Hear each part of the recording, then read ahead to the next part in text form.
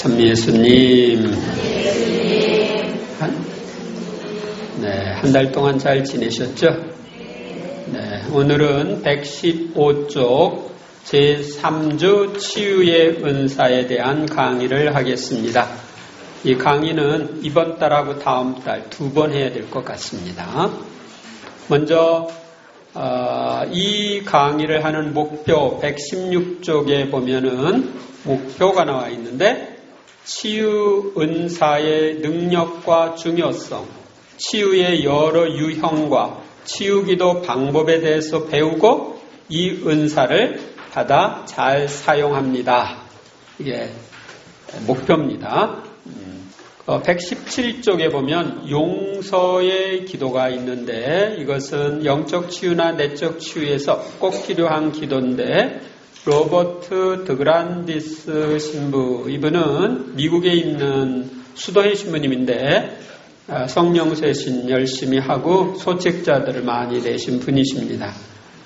그분이 쓴 미국 상황에서 쓴 기도문인데 이 기도를 하다가 여러분들이 추가로 거기에 더 보태서 하고 싶으면 하고 이건 우리랑 안 맞는데 그럴 때는 빼고 그러면서 이 용서의 기도를 바치면 좋습니다. 그러면 용서의 기도로 함께 시작하겠습니다. 주 예수 그리스도여, 저는 오늘 제 생애 속에 모든 사람을 용서할 수 있게 해 주시기를 청합니다. 당신이 제게 용서할 힘을 주시리라는 것을 알고 또 제가 저 자신을 사랑하는 것보다 당신께서 저를 더 사랑하시며 제가 저 자신을 위해 행복을 원하는 것보다 당신이 더 제 행복을 원하심을 감사드립니다. 확실히 믿습니까? 그렇게? 네. 하느님은 내가 나를 사랑하는 것보다 더 사랑하시고 내가 내 행복을 원하는 것보다 더 원하셔요. 하느님 아버지, 제 가족에게 죽음이 닥치거나 괴로웠을 때, 경제적으로 어려웠을 때 당신이 내리신 벌이라고 생각하고 또 사람들이 그건 하느님의 뜻입니다 하고 말한 그 일에 대해 당신께 원망을 품고 쓰라린 느낌을 가졌던 저를 용서하여 주십시오. 오늘 제 마음과 정신을 씻어 주십시오. 주님, 제 죄와 허물과 실패한 일들에 대하여 제 안에 있는 나쁜 것이나 제가 나쁘다고 생각하는 모든 것에 대하여 저 자신을 용서하며 당신의 용서를 받아들입니다. 우리가 주님 앞에 용서를 청하면 그분 항상 용서해 주시죠. 그러니까 그 용서를 받아들이면서 나도 나를 용서해야 합니다. 저는 또 당신의 이름을 헛되이 부르고 교회에 나가서 당신을 경배하지 않고 부모님의 마음을 상해드리고 술에 취한 것에 대하여 저 자신을 용서합니다. 또 인공유산, 절도, 거짓말, 사기 행각, 사람들의 평판을 손상시킨 것에 대하여도 저 자신을 용서합니다. 당신은 오늘 저를 용서해 주셨으니 저도 저 자신을 용서합니다. 이 순간 당신의 은총을 감사드립니다. 또한 미신행위에 빠지거나 점판, 점성술 사용하여 강신술에 참여하여 점괘를 보거나 행운의 부적을 달고 다닌 것에 대하여 저 자신을 용서합니다. 저는 그 모든 미신을 끊어버리고 당신만을 제 주님, 제 구세주로 선택합니다. 저를 당신의 성령으로 가득 채워 주소서. 저는 진정으로 제 어머니를 용서합니다. 제 마음을 상하게 하고 저를 원망하고 제게 화를 내고 벌을 준 모든 시간에 대하여 어머니를 용서합니다. 제 형제자매들을 저보다 더 귀여워하신 시간에 대하여도 어머니를 용서합니다. 제가 멍청하고 못생기고 어리석으며 가장 나쁜 아이이며 돈이 많이 든 아이라고 말씀하신 것에 대하여 어머니를 용서합니다. 저 같은 아이를 원치 않았으며 제가 사고 덩어리이고 실수로 태어났으며 기대했던 아이가 아니라고 말씀하신 시간에 대하여 저는 어머니를 용서합니다. 네, 어머니가 다른 잘못한 것도 다 용서하셔요. 여기 이제 대표적으로만 해놓은 거니까. 주님, 아버지를 용서합니다. 저를 뒷받침해 주지 않으시고 사랑과 애정과 주의가 부족하신 것을 용서합니다. 시간을 내거나 친구가 되어주지 않으시고 술을 마시고 어머니와 다른 형제들과 논쟁하거나 싸우신 것에 대해 아버지를 용서합니다. 심한 벌을 주고 집을 떠나고 어머니와 이혼하고 도피하신 것에 대하여 아버지를 용서합니다. 주님, 제 형제 자매들도 용서합니다. 저를 거부하고 저에 대하여 거짓말을 하고 저를 미워하고 원망하고 부모님을 사랑을 독차지하고 제 마음을 상하게 하고 신체적으로 해를 입힌 그들을 용서합니다.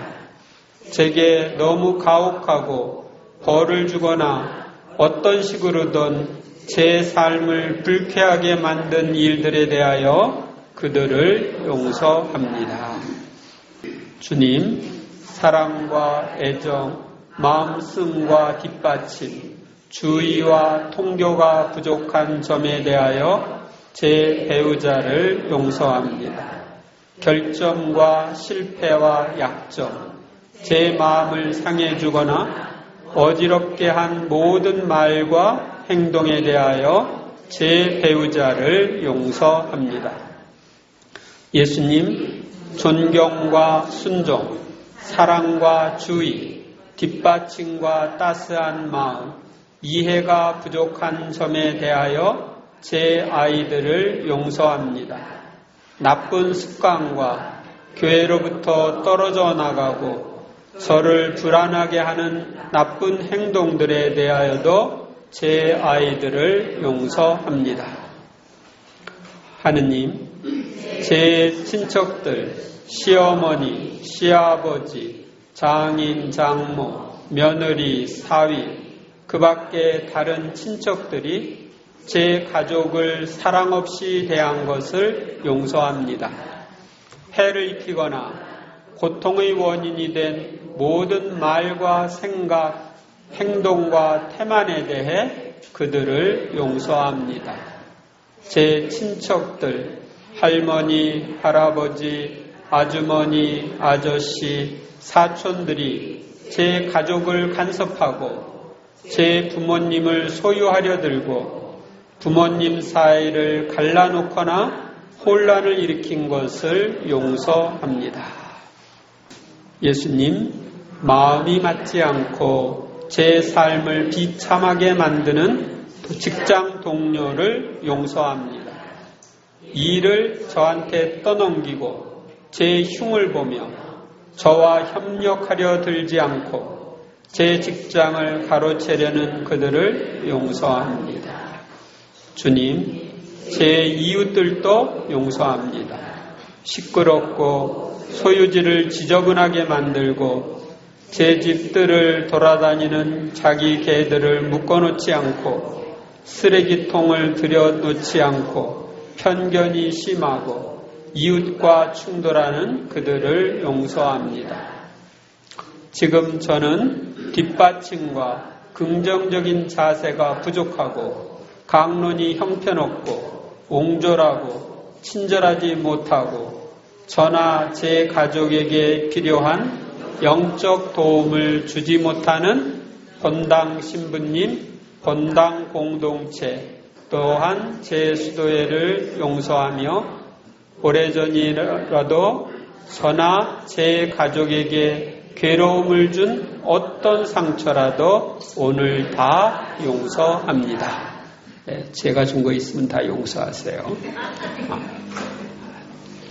주님, 저와 다른 신념들을 가진 모든 사람들, 반대되는 정치적 견지에서 저를 공격하고 조롱하고 차별하고 웃음거리로 삼았으며 경제적으로도 제게 손해를 끼친 사람들을 모두 용서합니다. 저와 다른 교파의 신앙을 가지고 저를 괴롭히고 공격하고 저와 논쟁하고 저와 제 가족에게 자기네들의 관점을 강요한 이들을 용서합니다. 민족적으로 제게 해를 끼치고 차별하고 모욕을 주고 제 나라와 인종에 관한 농담을 만들고 신체적으로 정서적으로는 경제적으로 제 가족에게 상처를 입힌 사람들을 다 용서합니다. 주님, 여러 가지로 제게 고통을 준 전문인들, 의사, 간호사, 변호사, 판사, 정치가, 공무원들을 용서합니다. 서비스업에서 종사하는 모든 사람들, 경찰관, 소방관, 운전기사, 병원 직원, 특히 저한테 이익을 취한 수리공들을 용서합니다. 아마 신부님이 수리공한테 손해를 좀 본 것 같아요. 수리공들을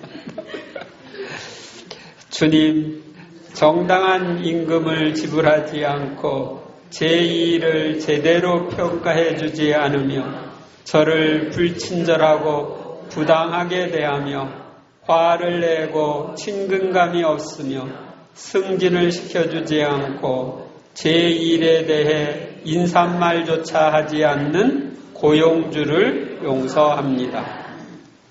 주님, 과거와 현재의 선생님들과 강사들을 용서합니다. 제게 벌을 주고 저를 모욕했으며 굴욕감을 주고 부당하게 대하고 저를 웃음거리로 삼고 저를 멍청이 바보라고 불렀으며 방과 후에 남게 한 그들을 지금 용서합니다.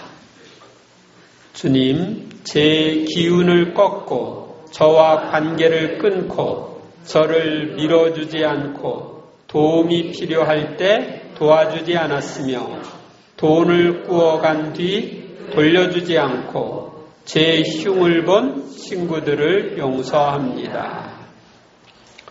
주 예수님, 제 생애 중 제게 가장 큰 상처를 준 사람을 용서할 은총을 간구합니다. 제가 가장 나쁜 원수라고 여기거나 제일 용서하기 힘든 사람 또는 절대로 용서하지 않겠다고 한 사람을 용서하게 해 주시기를 청합니다. 주님, 제게 상처를 준 모든 사람들, 특히 어머니, 아버지, 그리고 배우자의 용서를 청합니다.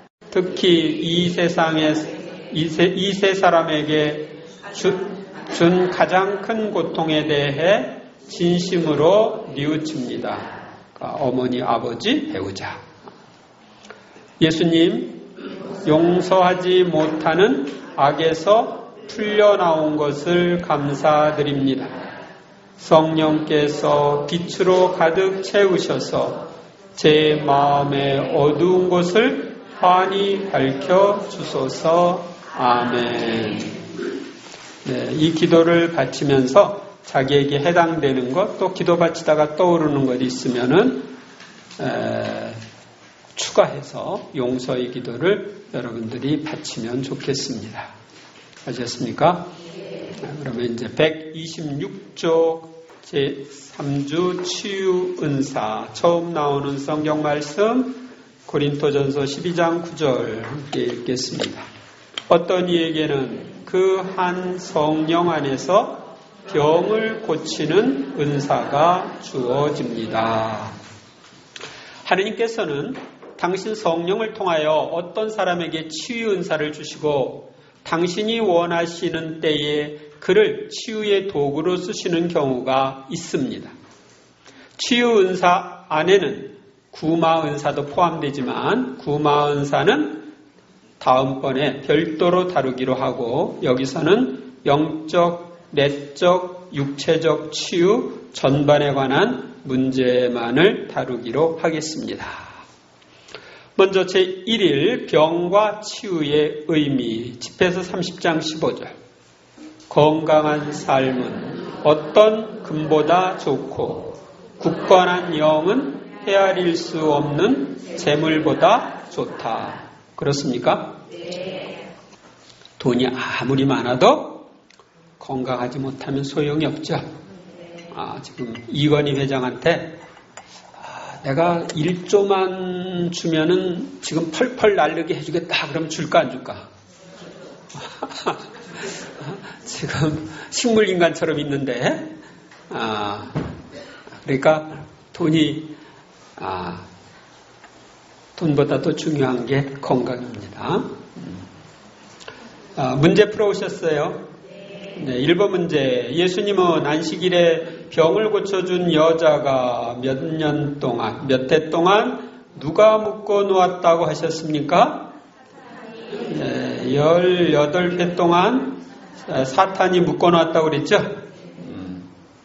제자들이 태어나면서 눈먼 사람이 누가 죄를 지어 눈먼 사람으로 태어났느냐고 여쭈었을 때 예수님의 답변은 뭐였습니까? 저 사람이 죄를 지은 것도 아니고 그 부모가 죄를 지은 것도 아니다. 하느님의 일이 저 사람에게 드러나려고 그리 된 것이다. 그러니까 꼭 죄 때문에 우리가 그런 상태가 되는 건 아니다 하는 거 알려줍니다. 바오로 사도는 육신의 병이 계기가 되어 무엇을 하게 되었습니까? 복음을 전하게 되었죠. 마르코복음 1장 34절 예수님께서는 갖가지 질병을 앓는 많은 사람을 고쳐주시고 많은 마귀를 쫓아내셨다. 1. 병, 치유, 치유은사 집에서 18장 19절 앓기 전에 몸조심하여라. 앓기 전에 몸조심하여라. 건강은 건강할 때 지켜라. 그러죠? 근데 우리는 건강할 때는 건강 생각 안 하고 병 나고 나면 아이고 잘못했구나. 그래요. 병의 의미. 건강은 힘이 넘쳐 있는 것을 말하고 병은 허약과 쇠약의 상태를 말합니다. 병이란 보통으로 생리적, 심리적 질병을 말하며 신체 조직의 변질이나 또는 병적 변화, 육체나 정신의 기능 이상 또는 장단기에 걸친 신체나 정신의 비정상 상태를 말합니다. 근데 이제 요즘에는 한 가지 더 보태가지고 영적인 면도 병으로 간주를 합니다. 신체나 정신이나 영의 비정상 상태를 말합니다. 치유의 의미. 영어의 치유, 힐링이라고 하는 말은 앵글로색스너의 할에서 파생된 말인데 병든 사람을 치료하거나 건강을 회복시킨다는 뜻입니다. 그러므로 치유는 질병으로 손상된 육체나 정신의 기능이 원래 지녔던 최적의 상태를 유지하도록 치료하는 행위라고 정의할 수 있습니다. 치유의 은사라는 뜻, 치유의 은사는 교회의 공동 이익을 위해 하느님께서 인간에게 주시는 은총의 선물입니다. 이는 인간의 외적, 내적, 영적인 병과 이 세상의 악한 환경을 치유할 수 있는 능력을 말합니다. 그래서 이 은사를 주어서 공동체가 유익을 얻을 수 있도록 합니다. 이 질병과 치유에 대한 태도. 마태오복음 4장 24절 그분의 소문이 온 시리아에 퍼졌다. 그리하여 사람들이 갖가지 질병과 고통에 시달리는 환자들과 마귀 들린 이들, 간질병자들과 중풍병자들을 그분께 데려왔다. 예수님께서는 그들을 고쳐주셨다. 고대 사회와 구약의 이 질병과 치유에 대한 태도는 고대 사회에서는 병의 근원을 귀신의 작용이라고 생각해서 구술한다든지 어떤 마술적인 힘에 의해서 거기서 벗어나야 된다. 귀신을 쫓아내야 된다. 이런 생각을 했습니다. 구약 성경에서는 병의 원인을 인간의 죄악에 대한 하느님의 벌로 보는 경우도 있었고 사탄과 악령들이 병을 가져다 주는 것으로 보기도 했습니다. 예수님의 질병과 치유에 대한 태도는 어떠했나? 예수님께서는 인간을 온전하게 구원하시려는 하느님 아버지의 목적을 굳게 믿고 있었습니다. 그래서 병이 하느님께서 내린 형벌이라는 구약의 질병 개념을 지지하지 않으셨습니다. 예수님께서는 종종 질병의 발생을 인간 내부의 불균형에서 오는 악의 결과로 보셨습니다. 예수님께서는 개인을 육체와 정신의 결합체로 생각하셨고 개인을 하나의 완전체로 보셨습니다. 영과 육이 결합된 존재로. 그래서 끊임없이 육체가 병든 사람을 고치기 위해 정성을 쏟으셨고 고통당한 이들의 정신과 영혼에 깊은 관심을 기울이셨습니다. 그래서 사마리아 여인과의 대화에서 보면 그를 주님께 대한 믿음으로 인도하는 것을 볼 수 있습니다. 그가 그동안에 여러 남자들과 살았던 것들, 그런 것들을 이야기하면서 이제 그가 메시아를 받아들이도록 하죠. 복음서 전반에 걸쳐서 자주 볼 수 있는 예수님의 치유 활동 밑바닥에 깔려 있는 사상은 질병이 하느님께서 세우신 질서의 일부가 아니라는 것입니다.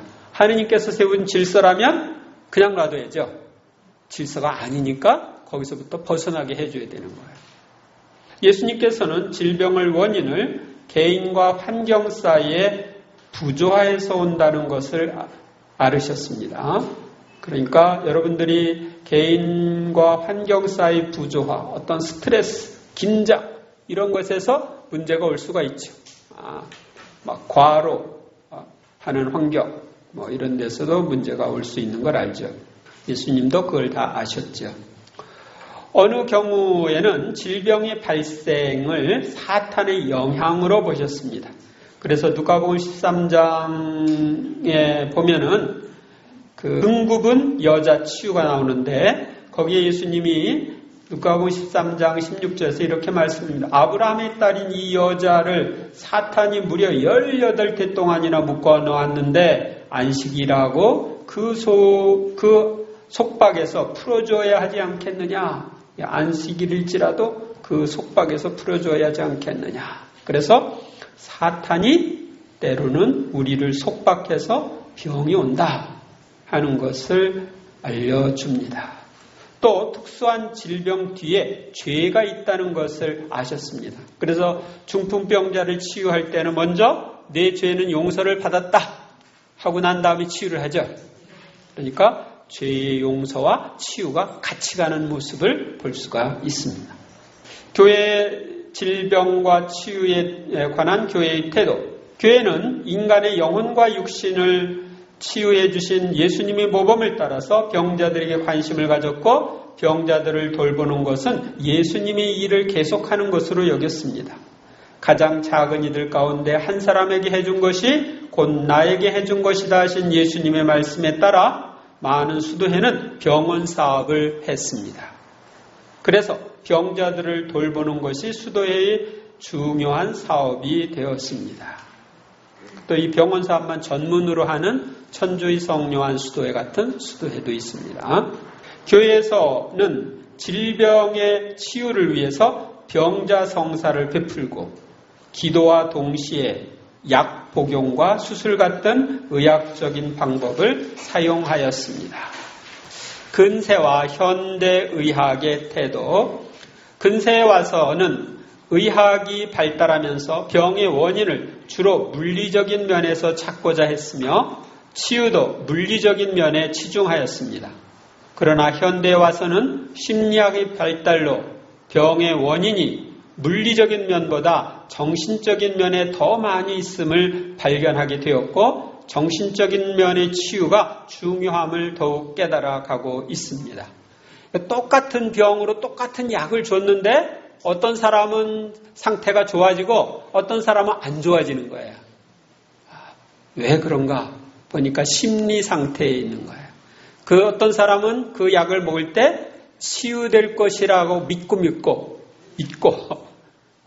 그러니까 치유될 것이라는 그런 마음을 가지고 먹는데 어떤 사람은 그런 마음을 갖지 않고 내 몸은 점점 나빠지고 언젠가는 죽을 거다.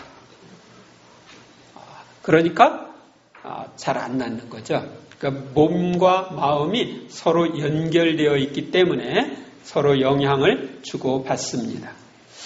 그런 것, 그래서 요즘에는 병의 많이 얘기하는 병의 80%는 정신에서 온다. 이렇게 이야기하기도 합니다. 성령쇄신의 태도. 오늘날 교회 안에서 일어난 성령쇄신 운동은 병의 원인이 물리적, 정신적인 면 이외에도 영적인 면과 때로는 부마에 있음을 발견하고 있습니다. 마귀의 영향이 있음을 발견하고 있습니다. 그러므로 치유도 종합적으로 이루어져야 함을 깨닫고 있으며 치유 은사를 통하여 은사적인 차원에서의 치유 방법도 사용하게 되었습니다. 그래서 물리적, 정신적, 영적인 면에 또 구마 이런 것뿐만 아니라 이런 치유 은사를 통한 치유도 우리가 하고 있죠. 3. 질병과 치유의 신학적 의미. 누가복음 4장 18절에서 19절. 주님께서 나에게 기름을 부어주시니 주님의 영이 내 위에 내리셨다. 주님께서 나를 보내시어 가난한 이들에게 기쁜 소식을 전하고 잡혀간 이들에게 해방을 선포하며 눈먼 이들을 다시 보게 하고 억압받는 이들을 해방시켜 내보내며 주님의 은혜로운 애를 선포하게 하셨다. 메시아가 이 세상에 와서 하는 역할이 뭔지 그것을 이야기해주고 있는 말씀입니다. 1. 질병의 신학적 원인. 교회는 전통적으로 인간들이 겪는 고통은 원조 아담이 범한 원죄의 결과라고 가르치고 있습니다. 왜냐하면 따먹으면 죽으리라고 그랬죠? 그런데 따먹었죠? 선악과를 따먹음으로써 죽음이 오는데 죽음으로 가는 과정이 병이에요. 죽음이 온다는 사인이 병이죠. 질병은 이렇게 타락한 세상의 일부분입니다.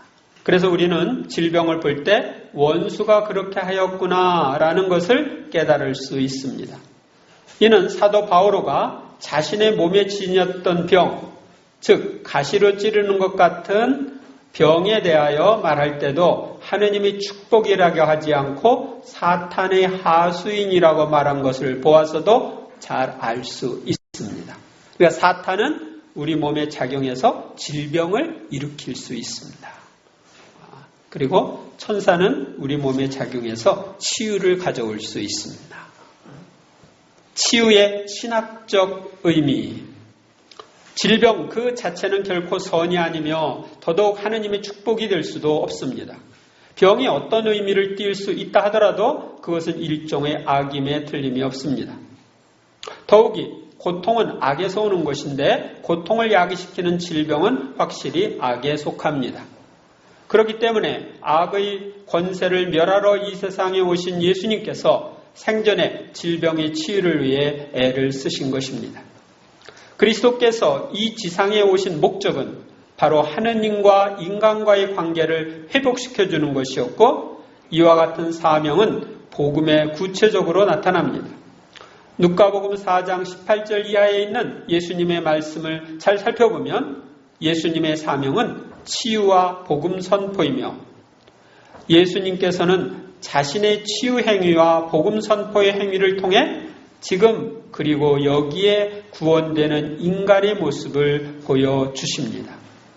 예수님께서는 치유 행위를 통해 구원의 현재화를 이루십니다. 어떤 사람이 중병에 걸렸는데 그 자리에서 낫는다는 것은 병으로부터 구원되는 거죠. 그러니까 구원을 그 자리에서 보여주는 거예요. 나병으로부터 벗어났다. 깨끗하게 됐다. 구원이 현재화되는 거죠. 예수님은 자신의 복음 선포, 치유 행위, 순환과 죽음을 통해 인간을 구원하셨고 또 앞으로도 계속 구원하실 것입니다. 병자를 고쳐준 예수님의 치유 봉사 그 자체가 구원 행위입니다. 우리가 질병으로부터 치유된다는 것은 부활로 완성될 영과 육의 완전한 구원을 상징적으로 보여주는 것입니다. 그러니까 우리는 육은 언젠가는 땅속에 들어가 썩어서 없어지죠. 근데 그걸로 끝나는 게 아니에요. 영과 육이 다시 부활할 때가 오죠. 그래서 완전한 앞으로의 구원이 이루어지는 거예요. 그러니까 내가 죄를 짓는 것도 영과 육이 결합된 나로 짓는 거죠. 선을 행하는 것도 영과 육이 결합된 나로 하는 거죠. 그 영혼만 가서 고통당하고 영혼만 영광스럽게 되면 억울하잖아. 한쪽은 아니니까. 그 영과 육이 결합된 완전체로서 나중에 이제 최후의 심판을 받게 되는 거죠. 질병의 구속적 의미. 악과 고통의 문제에 대한 전통적인 신학의 해답은 무한한 사랑이시고 선이신 하느님께서는 결코 고통을 원하시지는 않지만 이를 허용하신다는 것입니다. 때때로 보다 높은 선을 위해 필요하기 받아들여지듯이 더 위대한 선을 위해 질병이 이용될 가능성은 충분히 있습니다. 어떤 질병은 하느님 나라의 전반적인 계획에 의해 우리가 성장하도록 돕거나 인류를 위해 고난당하신 예수님의 고난에 동참하도록 해주는 높은 차원의 구속적 목적이 있을 수도 있습니다. 그러니까 병에서도 주님은 좋은 것을 끌어내실 수 있어요. 악 가운데서도 선을 끌어내실 수 있는 전능하신 하느님이십니다. 그래서 어떤 사람들은 병 때문에 신앙이 더 성장할 수도 있어. 그 병을 통해서 하느님의 구원을 체험하면서 하느님과 더 가까워질 수도 있어요. 어떤 사람은 병에 걸려가지고 냉담했다가 돌아올 수도 있어요. 그래서 어떤 구속적인 의미가 있기 때문에 하느님이 허용하시는 거예요. 갈라디아서 4장 13절 여러분도 알다시피 나는 육신의 병이 계기가 되어 여러분에게 처음으로 복음을 전하게 되었습니다. 그래서 어떤 경우는 병이 복음 전파에도 도움이 된다. 제2일 치유 은사의 역사. 민수기 21장 9절 모세는 구리뱀을 만들어 그것을 기둥 위에 달아놓았다. 뱀이 사람을 물었을 때 그 사람이 구리뱀을 쳐다보면 살아났다. 그러니까 하느님께서 구리뱀을 만들어서 기둥 위에 매달고 그걸 보는 사람은 뱀에 물렸더라도 살아날 거다. 구원될 거다 했는데 하느님의 말씀대로 하니까 그대로 이루어진 거예요. 사실은 하느님이 그들을 치유해 준 거죠. 구리뱀이 치유한 게 아니고 하느님의 말씀에 순종했기 때문에 치유가 일어난 거예요. 1번 병이 들어 거의 죽게 된 유다왕 히즈키야가 기도했을 때 이사야 예언자에게 내린 야훼의 말씀은 무엇입니까? 열왕기 하권 20장 이거 5절 6절 너무 길어요 보니까. 그래서 5절 시에서 5절 기역 니은 디귿이 5절 디귿에서 6절 기역까지 이렇게 해야 될 것 같아요. 거기 보면은 나는 내 기도를 들었고 내 눈물을 보았다. 사흘 안에 너는 주님의 집에 올라가게 될 것이다. 내가 너의 수명에다 15해를 더해 주겠다.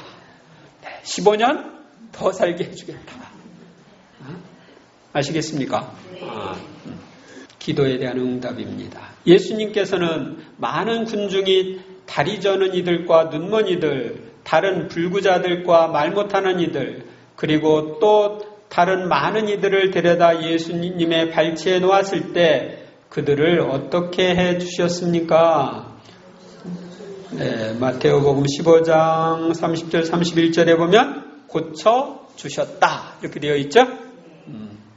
예수님 3번 문제, 예수님께서는 12제자를 파견하시면서 무슨 말씀을 하셨습니까? 마태오복음 10장 8절, 앓는 이들을 고쳐주고 죽은 이들을 일으켜 주어라. 나병 환자들을 깨끗하게 해주고 마귀들을 쫓아내어라. 너희가 거저 받았으니 거저 주어라. 예수님이 제자들에게 주신 사명이에요. 그래서 예수님을 믿고 따르는 이들은 앓는 이들을 고쳐주고 죽은 이들을 일으켜주고 나병 환자들을 깨끗하게 해주고 마귀를 쫓아내라고 하는데 이게 지금 이루어지고 있나요? 항상 이루어지는 건 아니지만 이런 것들을 자주 체험할 수 있습니다. 앓는 이들을 고쳐주는 것은 우리가 치유 기도를 하다 보면 치유 체험을 하게 되죠. 그래서 여러 사람들이 치유 체험은 여러분이 다 할 수 있고, 죽은 이들을 일으켜주는 거, 이것은 아주 가끔씩 이루어지는 경우가 있습니다. 저도 비슷한 체험 딱 한 번 있었습니다. 그리고 나병 환자들을 깨끗하게 해주는 것, 이건 제가 전에 문덕할 신부님한테 들은 내용인데, 치유 집회, 복음 선포 집회에서 나병 환자였던 인도의 힌두교 신자가 나병이 치유된 이야기를 들었습니다. 그래서 이런 것들이 실제로 있구나 하는 것을 알았습니다. 마귀를 쫓아내는 거예요. 마귀 쫓아내는 건 좀 흔한 일입니다. 그래서 이런 것들은 쉽게 경험할 수 있고, 그러니까 앓는 이들을 고쳐주고 마귀 쫓아내는 조금 쉬운데, 죽은 이들을 일으켜주고 나병 환자를 깨끗하게 하는 건 가끔 있을 수 있는데, 제가 읽은 책에도 보면은 여러 명의 이 죽은 이들을 죽음에서 일으켜준 얘기가 있었습니다. 베드로가 말하였다. 나는 금도 없습니다. 그러나 내가 가진 것을 당신에게 주겠습니다. 나자렛 사람 예수 그리스도의 이름으로 말합니다. 일어나 걸으시오. 그러면서 그의 오른손을 잡아 일으켰다. 그러자 그가 즉시 발과 발목이 튼튼해져서 벌떡 일어나 걸었다. 나한테도 이런 은사를 주시면 좋을 것 같은데. 제가 이제 이렇게 기도를 해보면, 기도를 함으로써 뼈가 자라는 것은 이루어지는 것 같아요. 그런데 아직 제 믿음이 이상해. 살이나 분명히 근육이나 이런 것도 자랄 수가 있는데, 그래서 그 자리에서 자라가지고 벌떡 할 수 있을 텐데 아직 믿음이 없어요. 그래 그냥 뼈의 치유나 이런 것들은 자주 경험을 하는데, 아직 안전뱅이를 일으킨다든지 절름발이를 바로 걷게 한다든지 이런 것들은 아직 경험이 없습니다. 1. 구약 성경에 나타난 치유 은사. 나는 너희를 낫게 하는 주님이다. 탈취기의 말씀이죠. 구약에서는 치유의 역할이 그다지 그렇게 크지 않았습니다. 시편은 하느님께서 치유의 은혜를 내려주실 것과 또 내려주셨음을 노래하고 있습니다. 구약에서는 실제로 치유 은사가 나타난 것을 볼 수 있는데 문둥병에 걸린 미르암이 모세의 기도로 치유된 예가 있고 또 엘리사를 통한 시리아 사람 나아만의 문둥병 치유 같은 것이 있습니다. 이는 하느님의 부르심을 받은 사람들에게서 치유의 은사가 나타났음을 볼 수 있습니다. 하느님이 선택한 하느님의 사람에게서 그런 것이 나타났죠. 이 신약 성경에 나타난 치유 은사, 누가복음 7장 22절, 눈먼 이들이 보고 다리 저는 이들이 제대로 걸으며 나병 환자들이 깨끗해지고 기먹은 이들이 들으며 죽은 이들이 되살아나고 가난한 이들이 복음을 듣는다. 제가 경험한 거로는 눈먼 이들이 보는 것, 눈이 안 보이다가 보이게 된 경우 한 번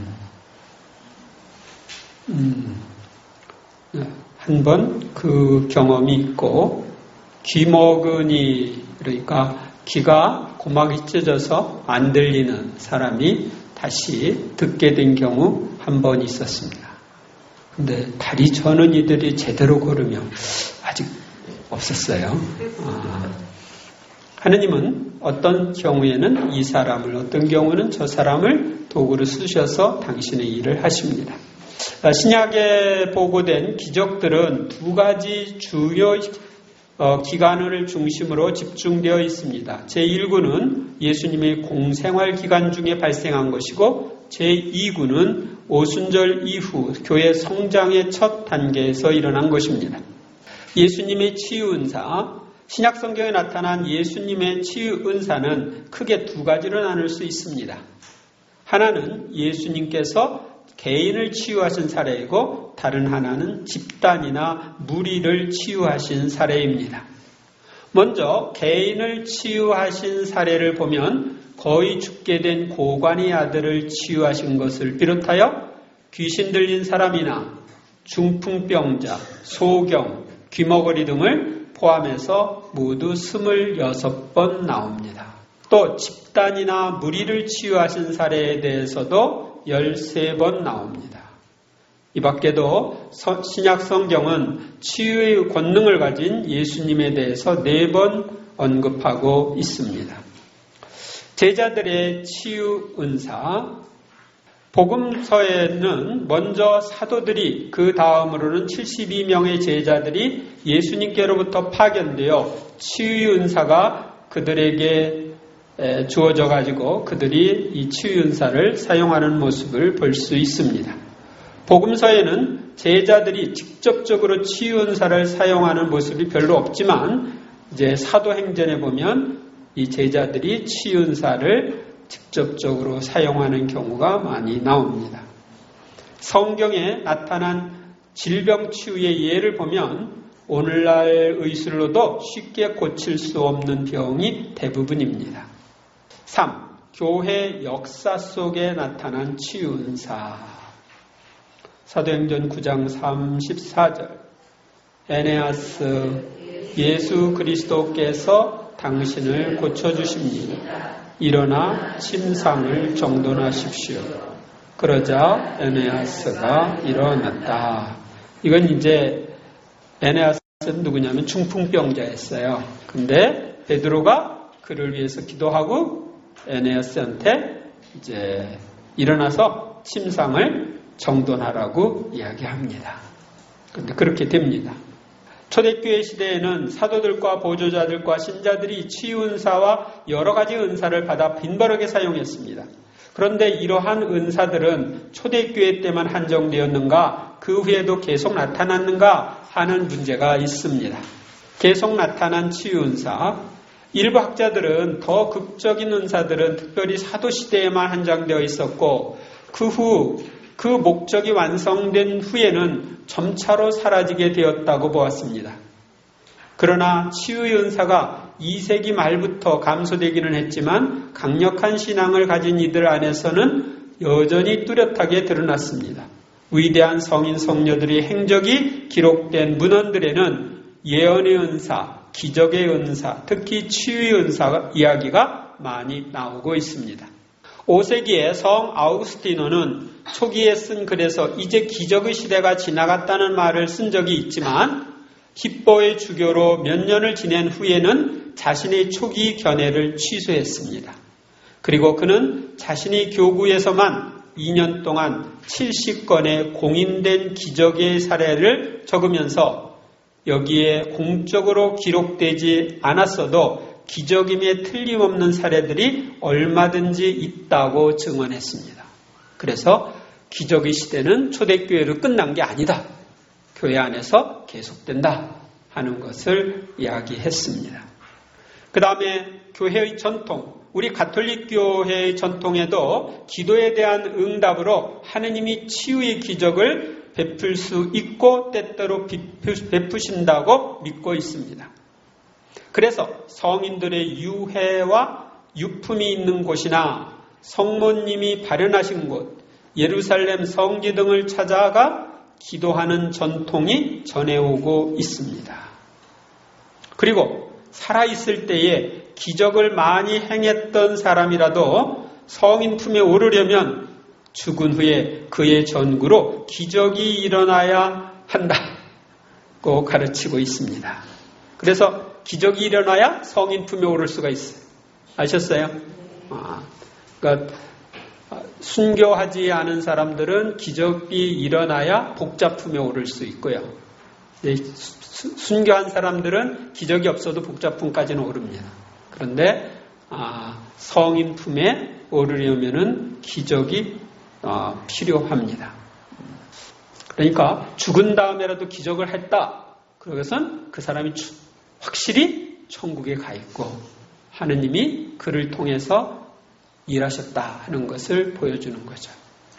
20세기 은사쇄신운동, 20세기에 성령의 은사쇄신운동이 일어나면서 어떤 사람이나 어떤 장소에만 한정된 것으로 생각되었던 치유은사가 일반 신자들 사이에서도 흔히 경험할 수 있는 것으로 발전되어 가고 있습니다.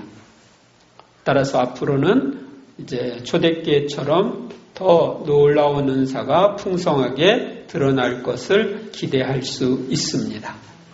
사도행전 28장 8절, 마침 푸블리우스의 아버지가 열병과 이질에 걸려 누워 있었는데 바오로가 그에게 가서 기도하고 안수하여 그를 고쳐 주었다. 네, 이 로마로 잡혀가는 따가 파선이 되어가지고 섬에 도착했을 때 그 섬의 우두머리인 푸블리우스의 아버지가 병을 걸려서 누워있는데 바오로 사도가 가서 기도하고 안수해서 고쳐주었는데 사실은 바오로 사도를 통해서 하느님이 예수님이 그를 고쳐주신 거죠. 제3일 영적 치유와 내적 치유. 호세아서 14장 5절, 그들에게 품었던 나의 분노가 풀렸으니 이제 내가 반역만 꾀하는 그들의 마음을 고쳐주고 기꺼이 그들을 사랑해 주리라. 1번, 세례자 요한은 예수님을 어떤 분이라고 증언하였습니까? 보라, 세상의 죄를 없애시는 하느님의 어린 양이시다. 그러니까 세상의 죄를 없애시는 하느님의 어린 양이라고 증언했죠. 2번, 예수님께서는 중풍병자를 치유하시기 전에 먼저 어떤 말씀을 하셨습니까? 얘야, 너는 죄를 용서받았다. 네. 근데 예수님은 그 중풍병자가 자기가 죄로 인해 가지고 이 중풍에 걸려 가지고 고통을 겪는 것을 알고 마음 아파서 뉘우치고 용서를 빌고 그랬던 것들을 다 아시고 얘야 너는 죄를 용서받았다 이렇게 하면서 죄를 용서해 주신 거예요. 3번, 예수님께서는 사람들의 영적인 치유를 위하여 제자들에게 어떤 권한을 주셨습니까? 죄를 용서해주는 권한을 주셨는데 이렇게 이르시고 나서 그들에게 숨을 불어넣으며 말씀하셨다. 성령을 받아라. 너희가 누구의 죄든지 용서해주면 그가 용서를 받을 것이고 그대로 두면 그대로 남아있을 것이다. 그러니까 죄를 용서하는 권한을 주신 거죠. 고린토후서 3장 17절 주님은 영이십니다. 그리고 주님의 영이 계신 곳에는 자유가 있습니다. 1번 영적 치유, 영성의 치유, 영혼의 치유라는 게 있습니다. 시편 51편 3절, 4절, 12절 하느님 당신 자애에 따라 저를 불쌍히 여기소서. 당신의 크신 자비에 따라 저의 죄악을 지워주소서. 저의 죄에서 저를 말끔히 씻으시고 저의 잘못에서 저를 깨끗이 하소서. 하느님 깨끗한 마음을 제게 만들어주시고 굳건한 영을 제 안에 새롭게 하소서.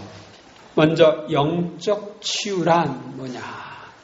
영적 치유란 정신과 밀접한 관계에 있는 영혼을 치유하는 것입니다. 즉 영성의 모든 문제들, 예를 들면 기도나 미사 참여가 귀찮고 괴롭게 느껴진다든지 성덕으로 나아가려는 열정이 점점 식어지고 짐스럽게 여겨진다든지 성당 이제 안 다녀, 때려쳐, 이런 사람들 나아가서 죄를 습관적으로 짓게 되며 지나친 경우에는 죄를 범하는 데서 쾌감을 느끼는 등등의 것들을 치유하는 것입니다. 영적인 치유는 내적인 치유와 비슷하지만 서로 다릅니다. 어떤 사람은 영성적으로는 병이 들었어도 심리적으로는 건강할 수 있기 때문입니다. 이 영적 치유의 방법, 먼저 성사를 통한 치유가 있습니다.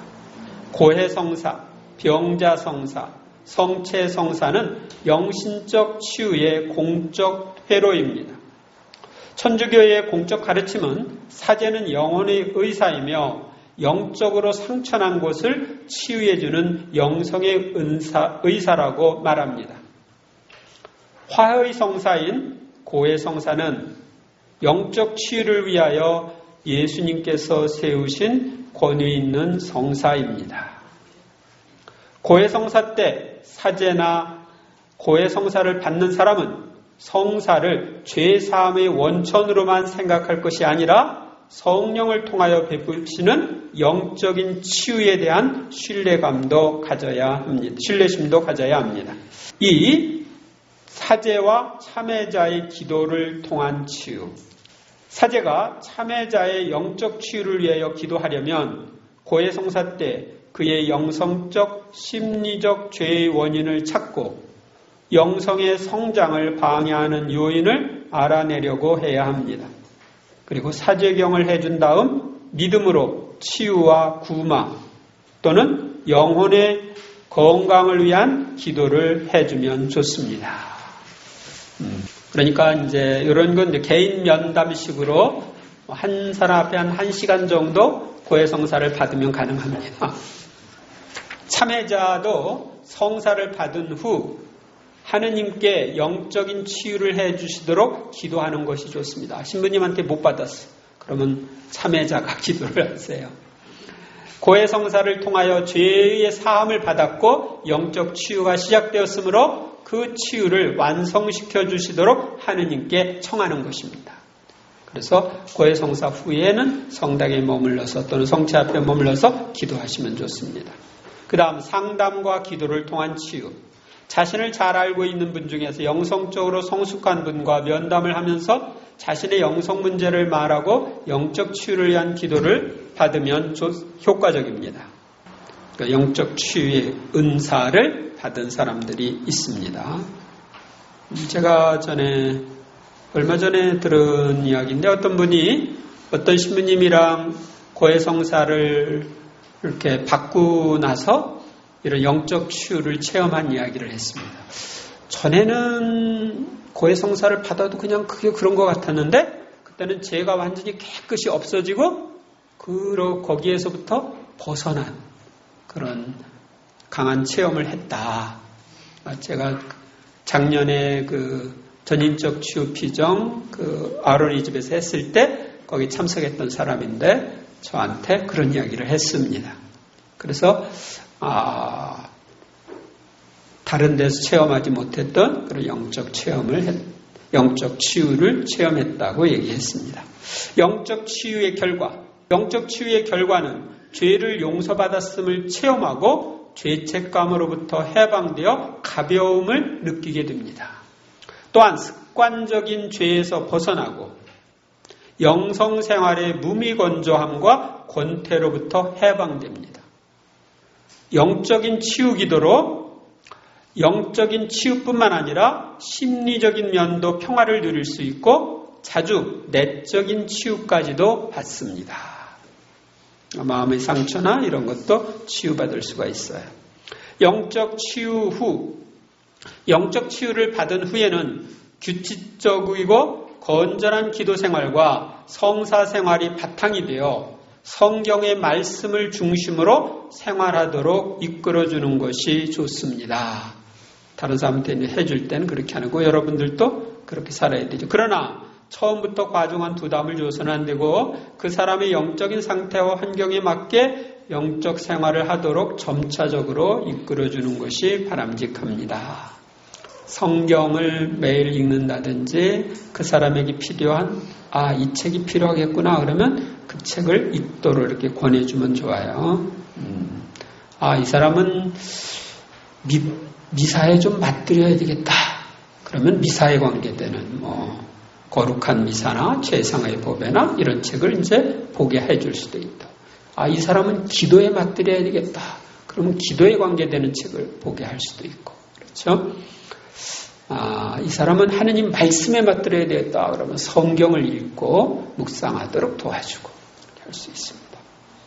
사도행전 19장 18절 그러자 신자가 된 많은 사람들이 나서서 자기들이 해온 행실을 숨김없이 고백하였다. 요한일서 1장 9절 우리가 우리 죄를 고백하면 그분은 성실하시고 의로우신 분이시므로 우리의 죄를 용서하시고 우리를 모든 불의에서 깨끗하게 해주십니다. 이 내적 치유, 마음의 치유, 기억의 치유라고 말합니다. 예레미야서 17장 14절 주님 저를 낫게 해주소서. 그러면 제가 나으리이다. 저를 구원해 주소서. 그러면 제가 구원받으리이다. 당신은 제 찬양을 받으실 분이십니다. 1. 내적 치유란 내적 치유에 대한 정의. 내적인 치유는 정신적 치유로서 과거에 상처 입은 나쁜 기억이나 감정, 불안정한 정서, 불건전한 심리적 자세를 치유하는 것입니다. 이것은 마음의 상처를 치유하는 것으로 자신의 의지와 동떨어져 나타나는 지나친 공포감, 압박감이나 강박관념, 우울증, 지나친 불안, 초조 같은 감정과 정서를 치유하는 것입니다. 마음의 상처. 인간에게는 마음의 상처라는 것이 있습니다. 이는 고해성사를 몇 번 봐도 문제가 해결되지 않는 감정의 상처를 말합니다. 예를 들어 의지적으로 노력했는데도 계속 솟아오르는 미운 감정과 분노, 혼자 힘으로는 어쩔 수 없는 우울증, 불안, 습관적인 욕정에 빠지는 경우 등은 인간이 각자 입은 마음의 상처 때문에 일어나는 경우가 많습니다. 내가 고해성사를 받았어. 저 사람 미워가지고. 근데 고해성사 받고 나서도 또 미워. 화를 내가지고 이제, 이거 화냈으니까 성사 받아야지. 성사 받았는데, 화를 이제 앞으로 안 내겠다고 생각하는데 또 나. 이건 마음 안에 그 상처, 또 상처 뒤에 미움과 분노가 도사리고 있어서 그래요. 그래서 이런 부분에 대해서 치유를 받아야 고해성사를 받아도 다시 그 죄를 안 지게 되는 거예요. 아셨어요? 습관적인 욕정에 빠지는 경우도 그렇습니다. 그런 상처와 상처 뒤에 있는 음란의 양령, 그들의 공격 때문에 그런데 그런 것들로부터 의지적으로 벗어나려고 할 때 잘 안 됩니다. 그래서 이제 문제가 생기게 됩니다. 그런데 이 구마를 하고 상처 치유를 받으면 내가 의지적으로 충분히 그걸 자제할 수가 있어요. 이러한 마음의 상처는 다른 사람의 잘못 때문에 상처를 입는 경우도 있고 세상의 악 때문에 또 자신의 교만 때문에 상처를 입는 경우도 있습니다. 마음의 상처가 심한 사람들의 경우는 치유받지 않으면 성격이 외골수로 삐뚤어질 수도 있고 심하면 염세주의에 빠질 수도 있기 때문에 빨리 내적인 치유 기도를 받는 것이 좋습니다. 기억의 치유. 마음의 상처를 치유하는 것 중에 기억의 치유가 있습니다. 사람마다 그 정신 속에는 아픈 기억이 있습니다. 사랑하던 사람의 죽음, 실패, 모욕이나 배신 등 사람이면 누구나 다 수백 가지의 아픈 기억이 있으며 또 이것은 매일매일 증가합니다. 기억의 치유란 이러한 많은 마음의 상처 중에서 특별히 과거에 고통스러웠던 기억을 지적해서 치유하는 것입니다. 그래서 이 기억이 치유가 안 되면 그 기억이 날 때마다 미움이나 분노나 이런 것들이 슬픔이나 이런 것들이 일어나는데 치유가 되면 그걸 기억이 떠올려져도 나에게 영향을 안 미치게 돼요. 이 내적 치유의 방법, 내적 치유를 위해서는 개인적으로 자신의 치유를 위하여 기도하거나 또 내적 치유 은사를 받은 봉사자와 상담한 후 치유 기도를 받거나 하면 좋습니다. 먼저 개인 기도를 통한 치유. 개인적인 내적 치유 기도를 하려면 먼저 하느님께 문제점을 말씀드리고 그 문제를 봉헌한 후 마음의 상처를 치유해 주시도록 청하면 좋습니다. 그런 다음 조용히 입속으로 심령 기도를 하거나 묵주의 기도 또는 예수의 기도를 바치면 좋습니다. 예수의 기도는 호흡에 맞추어서 하는데 하느님의 아들이신 주 예수 그리스도님 죄인인 저에게 자비를 베푸소서 또는 죄인인 저를 불쌍히 여기소서를 맞추어서 하는 겁니다. 들이시고 내쉴 때 이 기도를 합니다. 숨을 들이쉬면서 하느님의 아들이신 주 예수 그리스도님 내쉬면서 죄인인 저에게 자비를 베푸소서.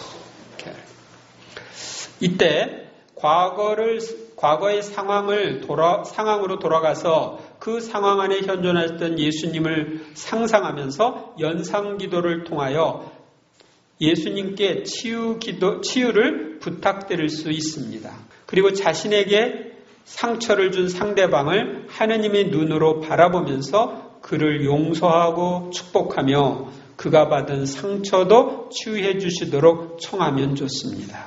이 개인적인 치유 기도는 집에서 조용한 시간을 내야 할 수도 있지만 성당의 성체 앞에서 하면 더욱 효과적입니다. 그래서 내가 누구랑 싸웠어.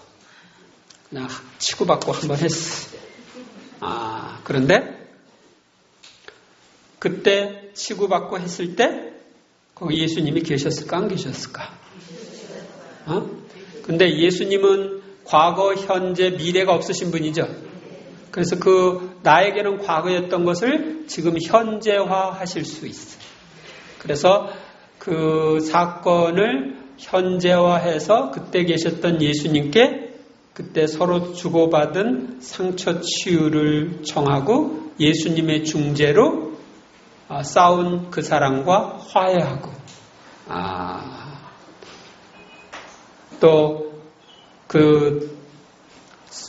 이제 예수님이 당신 성령의 이끄심에 따라서 이렇게 저렇게 하라고 했을 때 그냥 따라가요.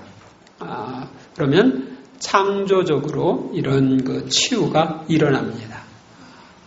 이 연상기도는 자기가 혼자 이렇게 할 때 연상기도를 할 수도 있고 또 다른 사람들을 위해서 기도해 줄 때도 이런 연상기도 방법을 사용할 수가 있습니다. 예수님에게는 과거, 현재, 미래가 없다. 항상 과거 것도 현재로 해서 치유가 가능하다 하는 것을 기억하면 좋겠습니다. 그 다음에 상담 기도를 통한 치유. 상담을 통하여 내적 치유 기도를 받고자 할 때에는 먼저 인생 상담을 통하여 자신이 지니고 있는 감정의 문제를 말해야 합니다. 상담을 온 사람은 과거의 여러 가지 문제를 솔직하게 말해야 하고 봉사자는 은사 사용을 통하여 문제의 뿌리를 밝혀주어야 합니다.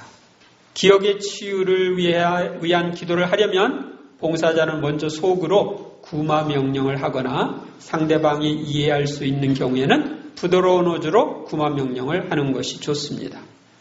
그런 다음 상담자의 문제점에 대해 치유 기도를 하며 필요하다면 현재까지의 전생에 대한 내적 치유 기도를 하는 것도 좋습니다. 어린 시절부터 지금까지 쭉 얘기를 다 들었어요. 그럼 어린 시절부터 지금까지 하나하나에 대해서 치유 기도를 해주는 거예요.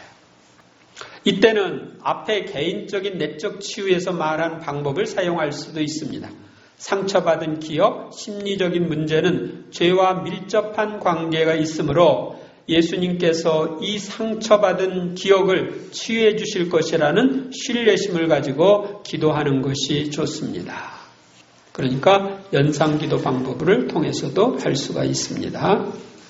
그리고 실제적으로 예수님은 우리가 치유를 원하는 것보다 더 치유해 주고 싶어 하시기 때문에 우리를 개방하고 도움을 청하면 치유가 됩니다. 전에 어떤 신부님이 그러셨어요. 아니, 이제 성직자 수도자 성령 묵상에 가셨는데 거기 봉사하는 신부님이랑 상담을 했는데 봉사하는 신부님이 자기가 한 말 똑같이 하면서 예수님 이 사람이 이렇게 이렇다 하니까 이거 좀 이렇게 고쳐주세요 하더래요. 아니 내가 해도 될 일인데 뭐 내가 한 얘기 되풀이하면서 고쳐달라고 하나 그랬대요. 그런데 그렇게 신부님이 기도를 이제 성직자 수도자 묵상에서 이제 신부님들이 주로 팀을 맡아서 하거든요.